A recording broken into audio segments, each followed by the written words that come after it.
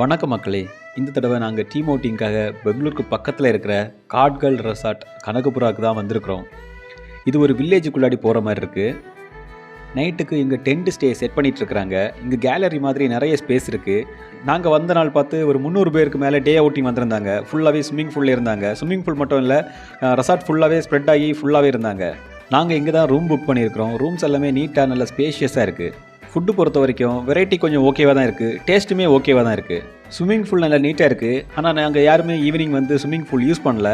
ஏன்னு பார்த்தீங்கன்னா அந்த டைமில் ஓவர் க்ரௌட் ஆயிடுச்சு. இங்கே ஒரு கிரவுண்ட் இருக்குது. கிரிக்கெட்டு, வாலிபால், ஷட்டில் எல்லாம் விளையாடிக்கலாம். நான் ஃபுல்லாக இங்கே ஜாலியாக கிரிக்கெட் விளையாடிட்டு இருந்தேன். அட்வென்ச்சர்ஸ் எல்லாம் சும்மா ஒரு பேருக்கு தான் வச்சுருந்தாங்க. அப்படி சிறப்பாக சொல்கிறதுக்கு எதுவும் இல்லை. எனக்கு இங்கே ரொம்ப பிடிச்சது நைட்டில் செட் பண்ணியிருந்த டிஜே வித் கேம்ப் ஃபயர் தான்.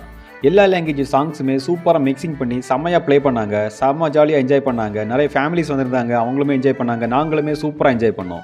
மொத்தத்தில் ஓவர் க்ரௌட் இல்லைன்னு சொன்னால் இங்கே வந்துட்டு ஒரு 1 டே நைட் வந்து ஸ்பெண்ட் பண்ணுறதுக்கு ஒரு நல்ல இடம்னு சொல்லிக்கலாம்.